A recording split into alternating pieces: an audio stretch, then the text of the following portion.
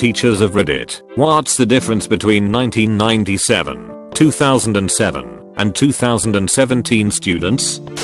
97. Quit passing notes 07. Quit texting 17. Are you seriously watching Netflix right now? I teach English at a rural high school. The biggest issue for 2017 students is that they have almost zero self-confidence. I don't know if this is a product of culture or if this is just a fluke with my students. However, they are unwilling to try anything challenging or new without an extreme amount of one-on-one guidance. And that's very difficult to give in a classroom of 30. Not exactly what you're looking for, but I have a story to share. My father graduated high school in the mid-60s. After graduation, he and a few friends rented a sailboat and went from the Carolina coast to the Bahamas. Young free healthy men spent a few days sailing, a week on the beach, and sailed home.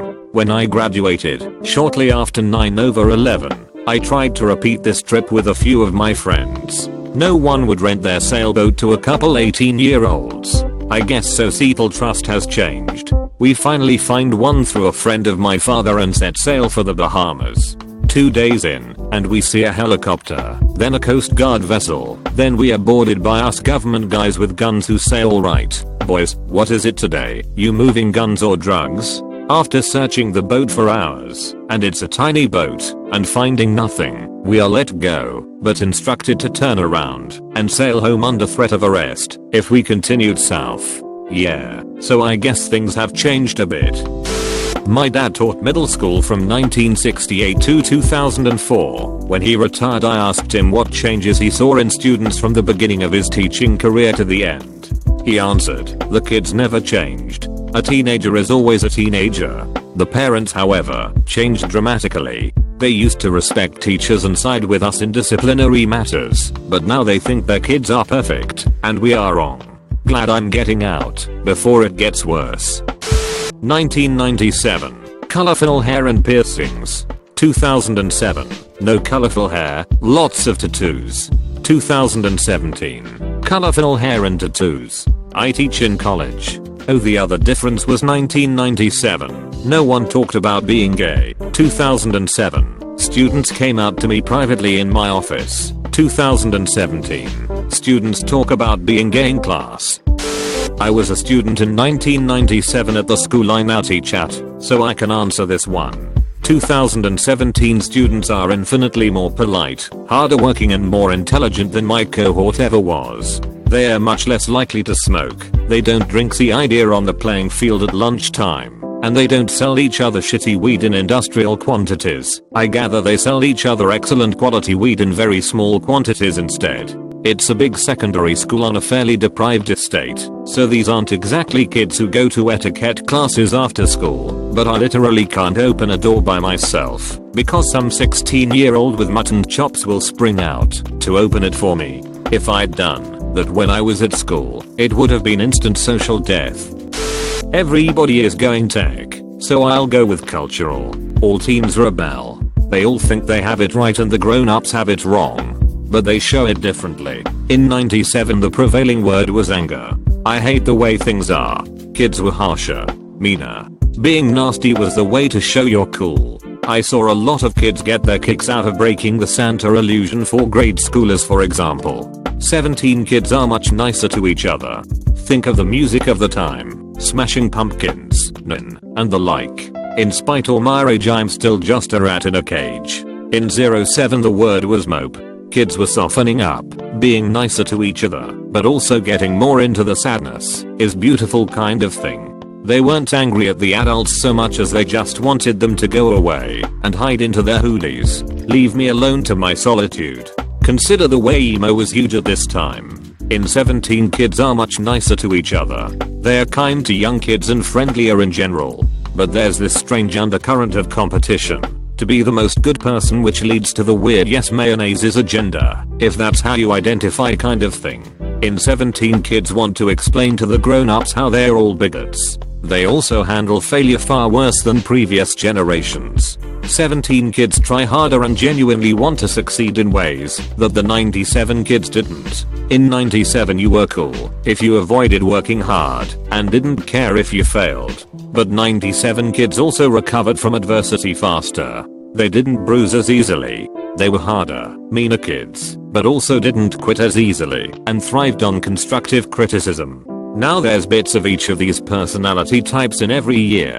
There were nice kids who were also soft in 97, and there are mopey emo types now. But the prevailing culture shifted these ways. Going to sound like an old man here, but when I was in high school in 97 we had a system where various teachers' aides would photocopy all of the notes, answer keys, homeworks, etc. and put into an unused locker. My whole class, even the future valedictorian, used that locker. I'd imagine cheating efforts have advanced since then. I wasn't old enough to teach yet in 1997. I was 4 years out of high school, young and naive. In 2007, students were semi-glued to their phones, but the technology to integrate them into the classroom, Twitter accounts, Facebook, Snapchat, etc. wasn't there, nor was it encouraged in any way through administration. There was still a phones away rule. For the most part, the students in my tech courses at the college I was working were older, either getting recertified new degrees or simply enhancing their current skills with newer ones. I would put most of the ages in the late 20s to mid 30s. In 2017, I have young students right out of high school. It's rare now that I have an older student. Most of these students come in with at least basic knowledge of technology/hardware/software, but more often than not they are even more advanced than that. It's interesting how the tech group got so much younger and more skilled, while the older group, I don't know. Do they not move forward anymore? Are they switching to different careers? Graduated HS in 93. Taught middle school. I noticed a definite change regarding phones/social media. Went through the whole adjustment of no one having a phone to trying to enforce rules about phones to just dealing with them. From a teacher's perspective, I'd like to smash the shit out of their phones when they're using them in class. Kids think they are sneaky, some are really not. Anyway, went from kids being dicks about phones to now being cool and better about being polite about it. Definitely more parental involvement now as opposed to 10 years ago. I feel students today want to be told exactly what to do and won't risk trying to figure it out on their own. My husband just hired 2 assistants who are 22 and 23 in his job. He says they are constantly needing guidance for stuff they should be able to figure out on their own. It's just interesting that he is seeing it as well and has nothing to do with education. Students today are more aware of social issues. Most kids in 1997 weren't thinking about equality and immigration or anything political. Now kids are much more informed and mostly more tolerant. Kids today do not seem to care about being outside as much. Probably BC the media overdose has everyone convinced there's a pervert or murderer behind every bush. I find myself spending ridiculous amounts of time on my phone looking at Reddit and other digital entertainment. It is strange to realize how it feels like a waste of time. In 1997 this was not a problem. So, it is not just changing students, it is a change in all of us. Teaching has certainly become a lot cooler as far as the technology goes. Not so much with the administrative interference. I see a lot of people in this thread mentioning how high schoolers these days aren't as creative, or don't take risks as often, or can't figure stuff out on their own. I'm a high school senior, and I can only speak from my perspective, but for me, I'm hesitant to take risks, because the consequences are so great. Let's say that I wanted to take a challenging IB class, and try to push myself a little harder. If I fail, or get a poor grade, that drags down my GPA, and can seriously mess up my options for the future. If college admissions see a 3.0 and a 3.2 from applicants from the same background, they'll probably take the 3.2. So bam. Because you took a risk, you can't get into the college you wanted to. Colleges don't see that you challenged yourself and took a risk and learned from your failure. They see the failure itself and dismiss you for it. That mindset, one of, you have to be perfect and don't mess this up or else, is one that I see all over. So much is expected of me that it's hard to take risk and deal with failure, because not only do you have yourself to beat up over it, but everyone around you also berates you for it. It's hard to take risks when it seems like your entire self-worth and future is at stake. Standard disclaimer, I was not in school before the 2000s. This is my experience as a student and member of the younger generation. 97. Little regard to terrorism. 07. Remember 9/11? 17. Can you explain what 9/11 was? I wasn't born yet. As a history teacher, it's been interesting and difficult trying to instill the gravity of events to people who weren't even born at the time. I imagine it was a similarly strange scenario for teachers who taught during the attack on Pearl Harbor or the assassination of JFK. Strange to have major life events turn to just another historical story for kids within a few short years. At the same time, it gives me motivation to keep teaching with the same passion, as if the events just happened, so kids continue to understand its importance. Graduated HS in 1995. Taught middle/high school in 2007, and am teaching college in 2017. I'd argue the biggest difference is technology. In the 90s, pages were all the rage and the internet was relatively new to the masses and something you did sitting down at a computer, and excruciatingly slow. So as a teenager we spent a lot of time hanging out with each other one-on-one with an absence of technology. Sometimes we'd father to play video games, but multiplayer was limited to a local network or split screen. Most commonly we'd just take turns. But I'd argue, technology was not something we spent a lot of time on, but rather dabbled with. 2007 was at the beginning of the smartphone revolution. Many, maybe most, students at this point have cell phones. Social media, YouTube were coming of age. And that has changed students a lot, in my opinion. I used to get annoyed/borderline angry when I saw a group of people at dinner all on their phones. 2017. Social media is rampant. A lot of studies have correlated increasing usage of social media with social disconnectedness and even depression. It is as if the creation of virtual social circles has actually created less personal social cohesion. So it's important to put your phone down and go just hang out more rather than less. You'll hear, back in my day kids, fill in the blank. And it's for the most part horseshit.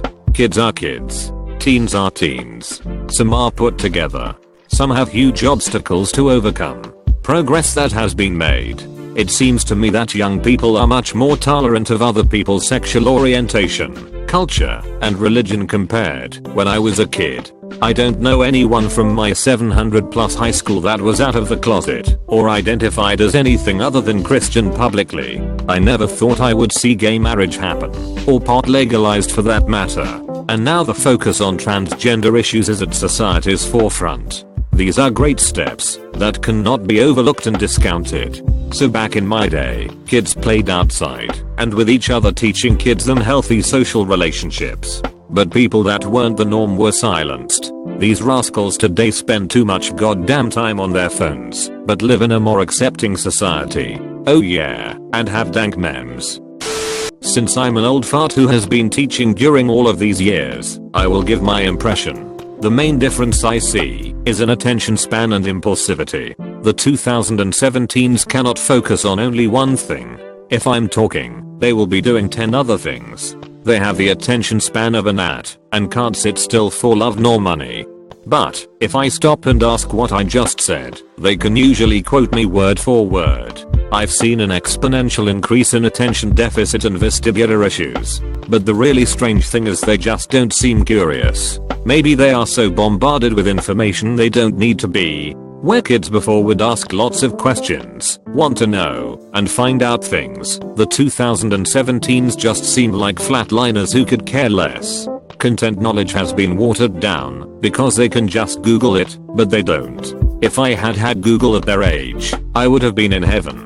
2017s can literally find out anything in the world they want to know at the touch of a few buttons, and they just can't be bothered, or can't still long enough to do it. There's one elementary teacher's take.